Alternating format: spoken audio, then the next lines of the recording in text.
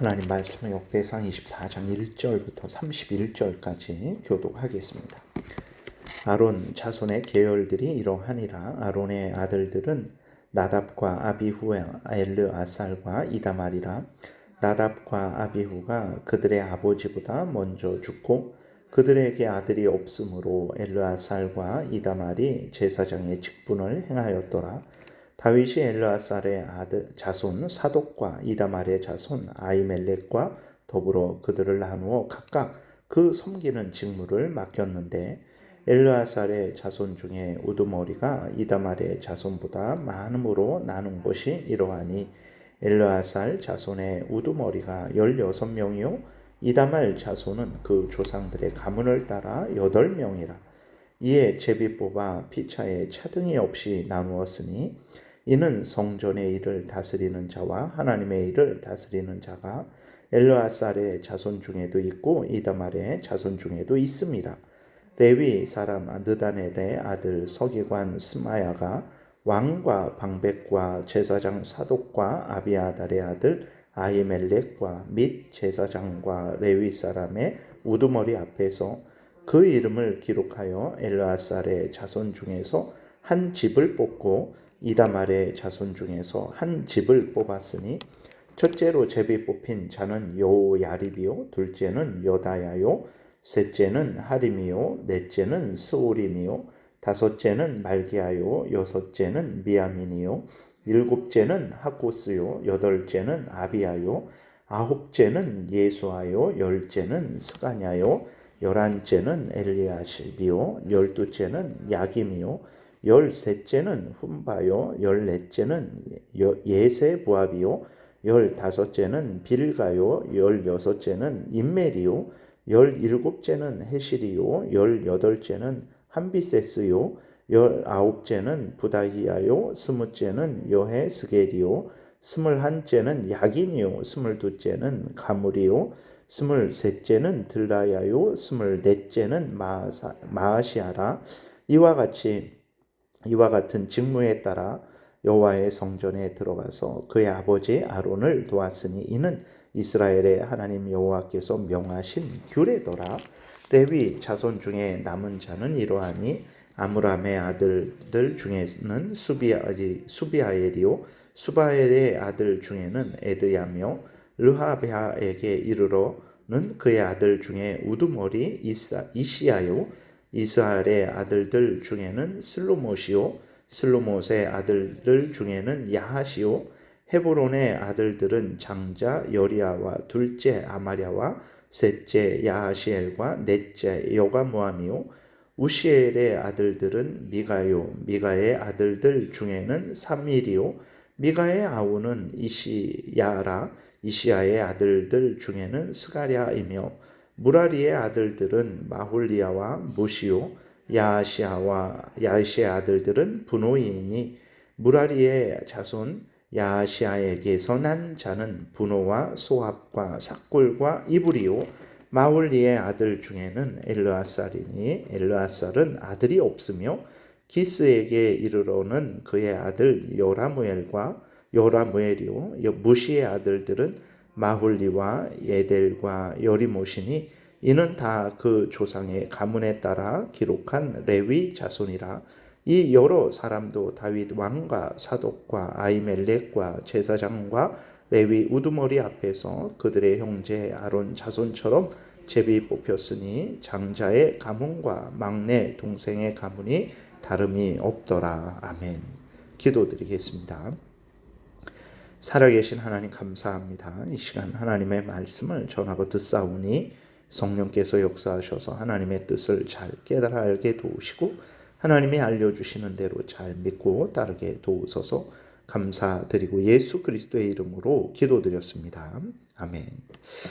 예, 오늘 본문에서도 이제 특별히 오늘 본문에서는 아론 자손의 후손들, 다시 말해서 제사장들에 대해서 기록이 되어 있습니다. 근데 이게 어제도 살펴봤듯이 23장에서도 이제 레위 사람을 계수하고 게르손, 그한, 무라리 자손들의 각각의 역할을 하게 한 것에 대해서 기록이 되어 있어요. 근데 오늘 또 24장에서 이렇게 레위 자손들, 그 중에서 특별히 아론 자손들, 제사장들에 대해서 이제 또 기록이 되어 있습니다. 근데 이 역대상을 다시 한번 우리가 살펴보게 되면 역대상이 아주 그 전체적인 내용 중에서 대부분이 이제 그 레위 자손에 대한 기록이 아주 많이 있습니다. 우리가 처음부터 다시 살펴보게 되면 6장에서 레위 지파들에 대해서 아주 길게 기록이 되어 있어요. 그리고 9장에서는 포로에서 돌아온 레위 자손들,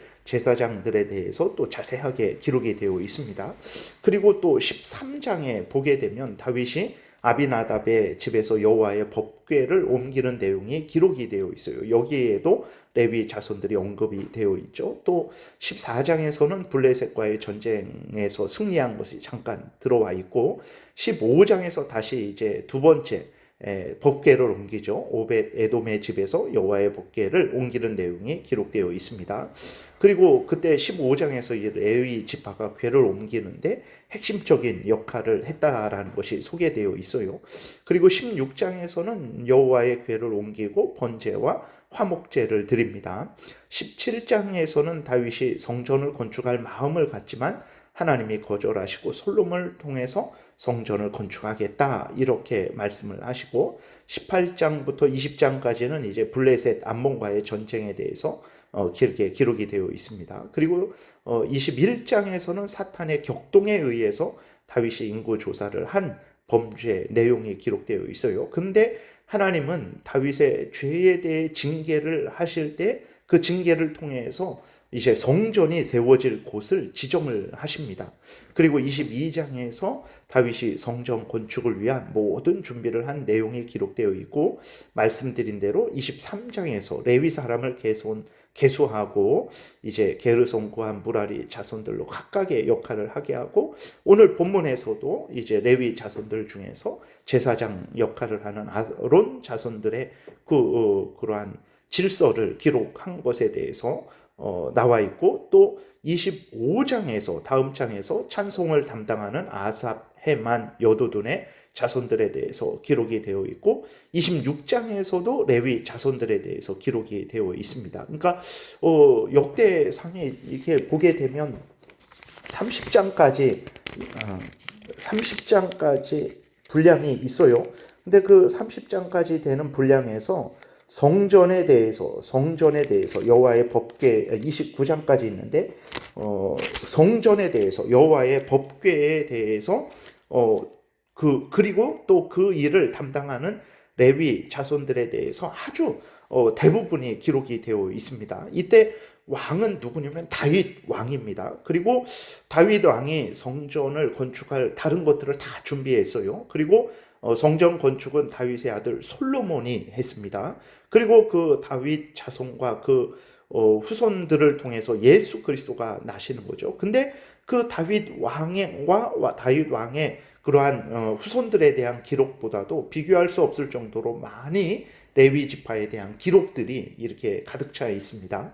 왜 이렇게까지 하시는가 그랬을 때에 우리가 분명히 기억해야 될 것은 무엇이냐면 하나님께서 아브라함을 택하시고 이스라엘 민족을 만드시고 또 다윗을 왕으로 택하시고 솔로몬을 통해서 성전을 세우시고 다윗의 후손들을 통해서 예수 그리스도가 나게 하신 그 목적이 무엇이냐 그랬을 때 그것은 다윗을 왕으로 만들어서 다윗 가문을 훌륭하게 만들고 강하게 만드는 것이 아닙니다. 이스라엘을 세상에서 제일 강하게 만들어 세계를 제패하게 하시는 그것이 목적이 아니에요. 그럼 무엇이 목적이냐? 바로 예수 그리스도를 통한 하나님의 택한 백성들의 구원이에요. 그것을 통한 하나님의 영광이죠. 그러니까 예수 그리스도를 통한 하나님의 택한 백성들의 구원, 창세기 3장 15절부터 예언하신 죄인들의 구원자 예수 그리스도를 통한 택한 백성들의 구원이 하나님께서 다윗을 택하신 목적이고 성전을 세우신 목적인 것입니다. 그렇기 때문에 이제 다윗이나 솔로몬을 통해서 하나님의 은혜가 드러나죠. 예수 그리스도가 예표됩니다. 다윗도 예수 그리스도를 예표하고 하나님이 또 솔로몬을 통해서 예수 그리스도를 예표해요. 근데 그들만 통해서 예수 그리스도를 예표하는 것은 아닙니다.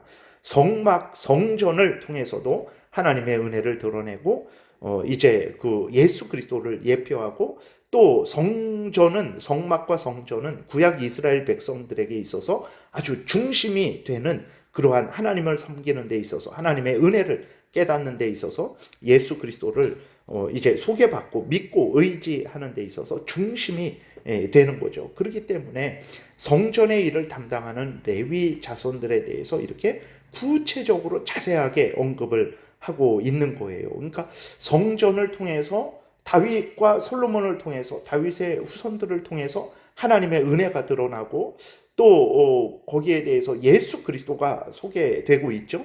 근데 그것만이 아니라 성전을 통해서도 하나님의 은혜가 드러나고 예수 그리스도가 소개되고 그렇게 되기 때문에 성전에서 그 하나님을 향해서 봉사하고 섬기는 그러한 레위 자손들에 대해서 그렇게 집중적으로 자세하게 언급이 되었다라는 것을 우리가 잊어서는 안 되겠습니다. 그래서 하나님이 성경을 통해 드러내는 것은 이 세상에서 잘 되는 것, 내 육신이 질병에 걸리지 않고 늘 건강한 것, 이것이 목적은 아닙니다. 그러니까 이러한 은혜를 주세요. 이 세상에서 잘 되게 하시고 내가 질병에 걸렸을 때 하나님께서 나의 질병을 치료해 주시죠. 그러한 은혜를 우리가 얼마나 많이 받습니까?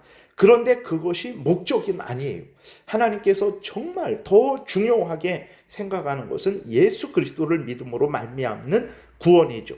예수 그리스도를 믿음으로 말미암는 죄 용서, 예수 그리스도를 믿음으로 말미암아서 악한 사탄과의 싸움에서의 승리, 예수 그리스도를 믿음으로 말미암아서 하나님의 자녀가 되고 영원한 천국에서 영생을 누리게 되는 것, 이것이 중요한 것이라는 것을 잊지 말아야 됩니다. 그래서 예수 그리스도를 통한 구원을 드러내는 그 성전과 관련된 모든 일들, 그러니까 그 성전은 예수 그리스도를 드러내고 하나님의 은혜를 드러내는 거죠. 하나님이 이스라엘 백성들과 함께 계시다라는 것을 드러내는 거죠.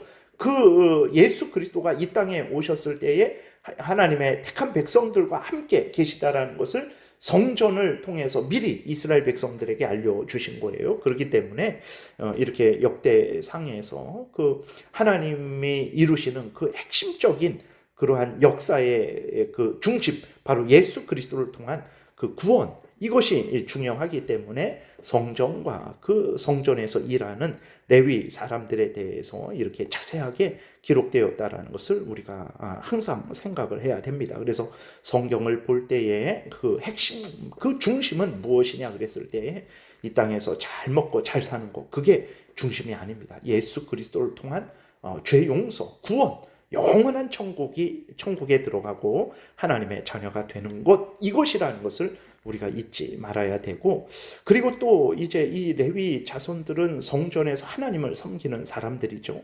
오늘 우리들이 예수 그리스도를 믿고 하나님의 자녀가 되어서 하나님을 섬기는 것, 우리가 교회에서 직분을 받아서 목사는 목사, 하나님의 뜻 가운데 이 사람에게는 목사로, 저 사람에게는 장로로, 이 사람에게는 권사로, 이 사람에게는 집사로, 저 사람에게는 구역장으로, 구역원으로, 성도로 하나님께서 각각이 해야 될 일들을 이제 주셨어요. 그 일이 하나님 앞에는 이렇게 중요하다는 것을 우리가 잊지 말아야 됩니다. 계속해서 이름도 처음 들어보는 사람들이고 그 사람들에 대해서 자세히도 몰라요. 그러나 하나님은 그 사람들을 다 아셨어요.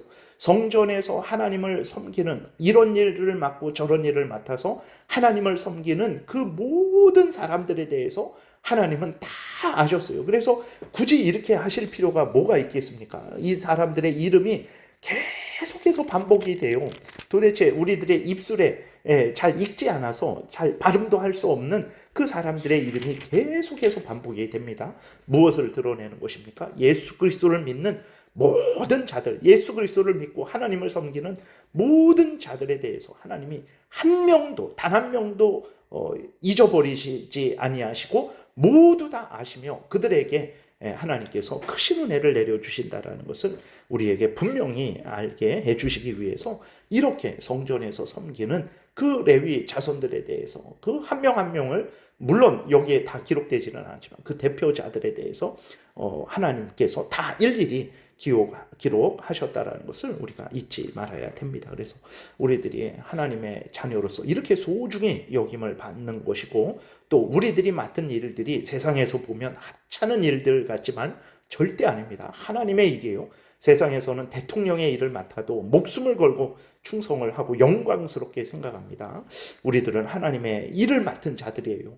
정말 목숨을 걸고 충성을 해야 되고 하나님의 영광을 위해서 또 영광스럽게 여기면서 하나님 앞에서 충성을 해야 되는 것입니다.